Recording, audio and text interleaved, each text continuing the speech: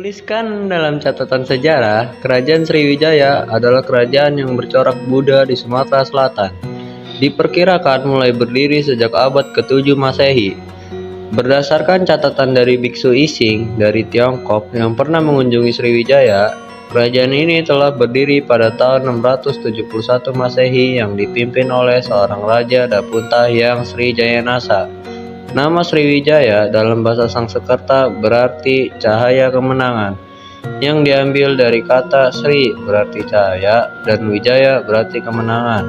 Kerajaan Sriwijaya adalah salah satu kerajaan terbesar dan berpengaruh di Nusantara maupun di Asia Tenggara.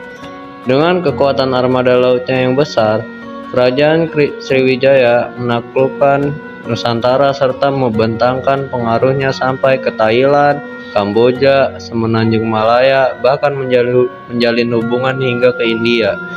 Bukti-bukti tentang Kerajaan Sriwijaya yang berkembang sampai sekitar abad ke-14 ini berasal dari beberapa prasasti yang ditemukan di Bangka, Ligor, Malaysia, dan Nalanda, India.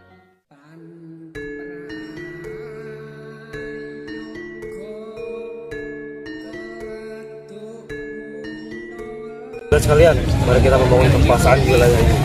Jika kami bersedia, keuntungan apa yang akan kami dapatkan dari Anda? Tentu saja, saya akan menjanjikan kemakmuran atas nama Kerajaan Sriwijaya. Sebagai awal dari perjanjian, kami akan berdagang selama 6 bulan. Dan apabila kami tidak mendapatkan yang dijanjikan, maka kami tidak akan datang ke wilayah ini lagi. Tentu saja itu tidak akan terjadi.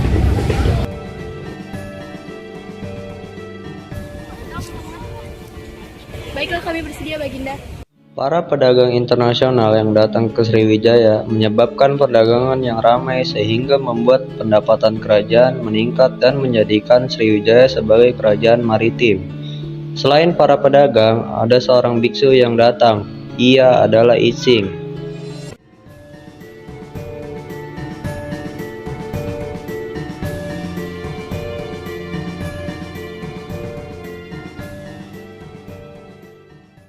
Di suatu tempat, penduduk berkumpul dan mulai diajarkan agama Buddha oleh Ising. Ising tinggal selama 6 bulan. Ia menyebarkan agama Buddha sampai ke kerajaan. Semenjak saat itu, Sriwijaya menganut agama Buddha. Raja, Ising telah sampai di kerajaan dan ingin menghadap Baginda Raja.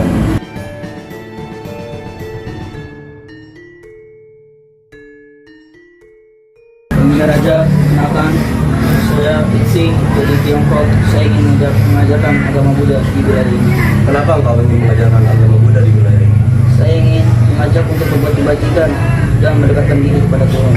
Apa yang diajarkan dalam agama Buddha? Dalam agama Buddha diajarkan untuk melepaskan hawa nafsu dan penderitaan hidup untuk mencapai nirvana. Baik, saya izinkan engkau mengajarkan agama Buddha di wilayah ini. Terima kasih, Baginda Raja. Raja Dapunta Hyang Sri Jayanasa berusaha memperluas wilayah kekuasaannya dengan ekspedisi militer menaklukkan wilayah untuk menghukum bumi Jawa yang tidak berbakti kepada Kerajaan Sriwijaya. Panglima perang, siaplah. Siap untuk apa, Baginda? Dalam waktu dekat kita akan melakukan ekspedisi militer ke daerah kerajaan Sriwijaya. Untuk apa penyerangan ini, Baginda Raja? Saya ingin memperluas kerajaan Sriwijaya. Siap, Baginda Raja. Rebutlah kekuasaan yang ada di Tulang Bawang serta Tanah Jawa, Kerajaan Jambi dan Kerajaan Kalingga. Baik, Baginda, kami akan mengumpulkan prajurit dan menyusun strategi penyerangan darat dan laut secepatnya.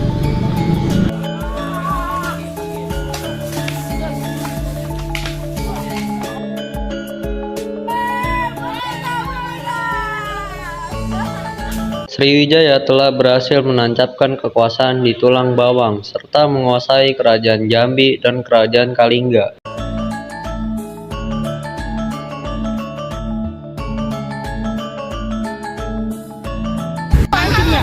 Akhirnya, terwujudlah cita-citaku untuk menjadikan Kerajaan Sriwijaya sebagai kerajaan maritim. Terima kasih para panglima dan penasihat karena kalian telah membantuku. Sudah menjadi tugas kami, Baginda Raja. Baginda Raja sudah berhasil menaklukkan Kerajaan Jambi dan Kalingga. Masih ingin memperluas wilayah daerah kekuasaan.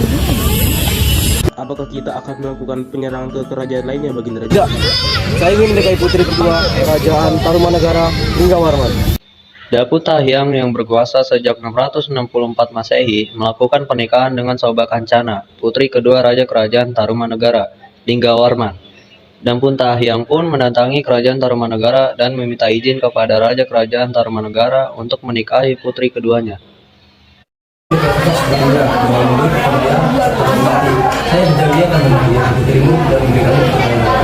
Aku mengizinkanmu jika kalau putriku bersedia. Bagaimana putriku? Iya ya, aku menerimanya. Aku rasa Puntahyang adalah laki-laki yang bertanggung jawab. Baiklah jika itu maumu, pernikahan kalian akan dilaksanakan secepatnya.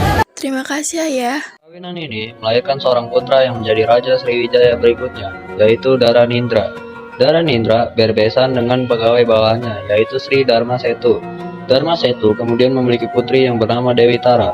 Putri ini kemudian ia nikahkan dengan Samara Krawira, Raja Kerajaan Mataram kuno dari dinasti Shailendra. Dari pernikahan Dewi Tara dengan Samara Krawira, kemudian lahir Balaputra Dewa, sedangkan Samaratungga sebagai putra sulung. Candi Borobudur dibangun pada pemerintahan Raja Samaratungga pada abad ke-8. Candi Borobudur dibangun oleh seorang arsitek bernama Gunadarma. Pada suatu hari, Raja Samaratungga mempunyai niat untuk membangun suatu bangunan yang berguna untuk memuliakan orang yang sudah meninggal dan mempunyai arti sejarah bagi masyarakatnya. Raja pun mendiskusikan hal tersebut dengan para abdi-abdinya yang merupakan para penasihatnya. Di mana menurutmu ini bangsa? Berat yang mulia merupakan perintah bagi kami. Begitu maksudku. Aku ingin meminta pendapat dari kalian. Pendapat apa Baginda Raja? Aku ingin membangun suatu bangunan untuk memuliakan orang yang sudah meninggal dan mempunyai arti sejarah dan masyarakat juga. Emangnya ingin bangunan seperti apa Baginda? Bagaimana jika kita membangun sebuah candi, maka bisa digunakan sebagai tempat ibadah juga. Di mana Baginda ingin membangun candi tersebut? Saya juga masih memikirkan tentang ini. Apakah kalian ada pendapat? Saya punya pendapat Baginda, bagaimana kalau candi itu dibangun di atas bukit? Saya sependapat juga Baginda agar candi itu terlihat mewah dan megah. Baiklah, carilah arsitek untuk bangun candi itu. Baik Baginda. Saya mempunyai kenalan arsitek Baginda. Ia bernama Gunadarma, berasal dari negeri seberang. Ia sangat terkenal di negerinya. Mungkin dia bisa merancang sesuai keinginan Baginda. Cari dan bawa dia ke sini.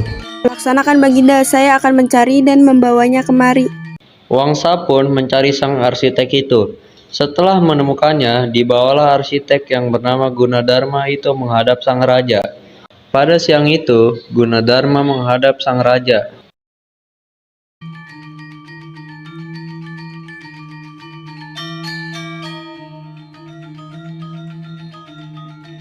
Kamu tahu apa alasan sehingga aku memanggilmu kemari? Tersembah saya Baginda, saya telah mengetahuinya dari para wangsa. Bagus jika kamu sudah mengetahuinya. Bagaimana? Apa sudah ada hasilnya sekarang? Walaupun cuma gambar rancangan kasar. Saya sudah menyelesaikannya Baginda. Ini rancangan yang saya buat. Bagaimana menurut Baginda? Rancanganmu ini sudah sesuai. Tolong tambahkan relief untuk setiap undakan. Relief berupa kehidupan masyarakatku serta ajaran Buddha. Baik Baginda, akan menambahkan itu semua dalam rancangan ini. Candi Borobudur dibangun dengan beberapa tahap. Pembangunan candi memakan waktu hampir setengah abad lamanya, sehingga pembangunan baru dapat diselesaikan pada masa pemerintahan Putri Raja Samaratungga, yaitu Ratu Pramodawardhani. Setelah mendiang Raja Samaratungga meninggal, tahta kerajaan jatuh pada menantunya Jatiningrat atau Rakai Pikatan, suami dari Pramodawardhani. Hal ini membuat Balaputra Dewa, adik dari sang raja Samaratungga yang juga merasa berhak atas tahta kerajaan. Balaputra Dewa menemui Pramodawardhani dan suaminya di kediaman mereka. Ada apa kiranya paman mengunjungi kami kemarin? Aku mendengar keputusan para ketua kerajaan bahwa suamimu yang akan menggantikan mendiang raja. Aku rasa ini bukan keputusan yang tepat. Kenapa paman berpikir seperti itu? Aku adalah adik mendiang raja. Bukankah aku juga berhak menerima tahta kerajaan? Jangan lupakan hal ini paman. Aku adalah putri dari sang raja. Aku juga memiliki hak atas tahta ini. Lagi pula, dia adalah suamiku. Tidak ada yang salah dari keputusan para tertua. Baiklah, jika ini keputusan yang tepat, maka izinkan aku untuk meninggalkan tanah Jawa dan kembali ke kediaman ibu. Sesuai ketetapan, maka diangkatlah Rakai Pikatan, suami dari Pramodawardhani, menjadi raja. Balaputra Dewa pun akhirnya meninggalkan tanah Jawa menuju Sumatera, ke tanah kelahiran ibunya. Bala Putra Dewa ditunjuk sebagai Raja Sriwijaya karena Pulau Sumatera telah menjadi daerah kekuasaan Sri Maharaja Wisnu dari Wangsa Sailendra. Bala Putra Dewa sebagai cucu dari Sri Maharaja Wisnu mempunyai hak waris atas tahta Sriwijaya. Bala Putra Dewa pun menjadi raja dengan gelar Sri Maharaja Bala Putra. Aku akan membangun kembali kerajaan ini dan membuat Sriwijaya menjadi kerajaan terhebat di Nusantara. Kami akan setia mengabdi pada Sri Maharaja Bala Putra Dewa. Panglima, siapkan pasukan dan strategi perang. Kita akan menguasai jalur perdagangan Selat Malaka, Selat Sunda, Laut Cina Selatan, Laut Jawa, dan Selat Karimata. Baik, Baginda Raja, akan kami laksanakan. Di bawah kekuasaannya, Sriwijaya mengalami kemajuan yang pesat dan wilayah pelayaran Sriwijaya semakin luas. Luas wilayah pelayaran di masa pemerintahan Bala Putra Dewa mencapai wilayah India, bahkan mampu menguasai pelayaran di kawasan Asia Tenggara sehingga Sriwijaya menjadi pusat perdagangan di Asia Tenggara, apalagi didukung armada laut Sriwijaya yang memberi kekuatan ekonomi bagi Sriwijaya. Kekuatan ekonomi Sriwijaya kemudian dikembangkan oleh Bala Putra Dewa. Setelah menguasai wilayah jajahan kemudian dijadikan pusat perdagangan serta membangun perdagangan internasional dengan pelayaran India dan Cina. Di masa kepemimpinan Sri Maharaja Bala Putra Dewa, Sriwijaya dikenal sebagai kerajaan maritim, pusat pendidikan agama Buddha, dan pusat perdagangan di Asia Tenggara. Di masa kepemimpinan Raja Sang Rama Wijaya Tunggawarman, kerajaan Sriwijaya mengalami kemunduran karena beberapa faktor. Banyak pedagang internasional meninggalkan Sriwijaya karena tidak lagi dekat dengan pantai akibat pengendapan Sungai Musi. Sriwijaya kesulitan mengontrol daerah kekuasaan karena semakin lemahnya perekonomian. Banyak wilayah yang melepaskan diri dari pengaruh kerajaan Sriwijaya. Hal ini dibarengi dengan serangan kerajaan Kola Mandala dari India yang dipimpin Rajendra Kola I. Mengawal, panggilkan Perdana Menteri. Baik, Yang Mulia. Menteri, siapkan pasukan. Kita akan pergi ke Nusantara dan menyerang kerajaan Sriwijaya. Apakah kamu sudah yakin, Kakanda? Tentu saja, Ratuku. Aku ingin merebut wilayah perdagangan yang dikuasai Sriwijaya. Kakanda, jika tekadmu sudah bulat. Kalau begitu, saya undur diri Yang Mulia untuk mempersiapkan perang. Pada tahun 1025 Masehi, kerajaan Kola Mandala melancarkan serangan ke kerajaan Sriwijaya. Raja Sang Rama Wijaya Tunggawarman ditahan pihak Kola Mandala. Salam tuanku, hamba membawa kabar buruk. Kabar buruk apa lagi yang kau bawa? Bukankah kaca kerajaan sudah menjadi kabar buruk? Raja sudah datang bawa para judikat untuk menyerang kerajaan kita, tuan. Apa? Mengapa mereka bisa melewati dari kekuasaan kita? Sekarang kau kerahkan seluruh prajurit untuk melawan. Baik, tuanku.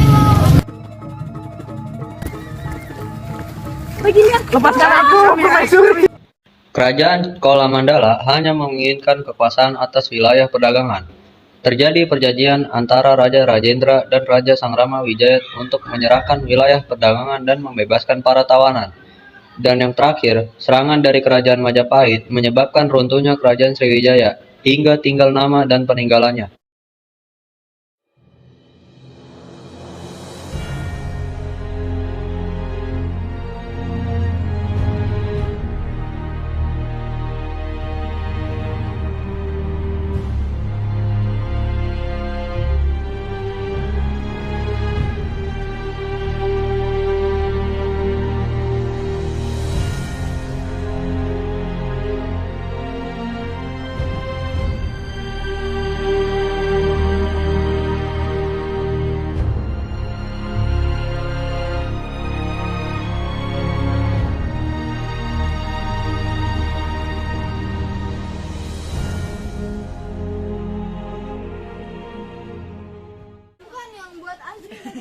Lewat sing.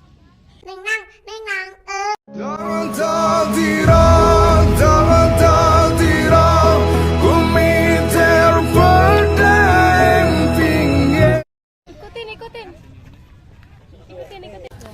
Dulu. Ayo ngetek. Oh ini yang ngetek.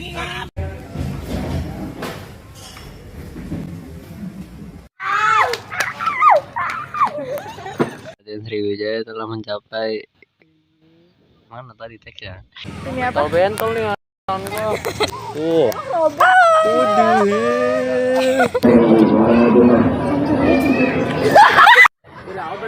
Enggak. Iya.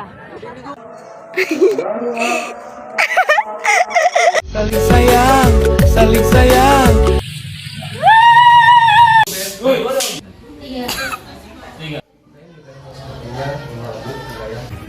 bang? Iya bang. YouTuber bang? Iya bang. Buset bang, YouTuber. Mantep bang. Oke bang.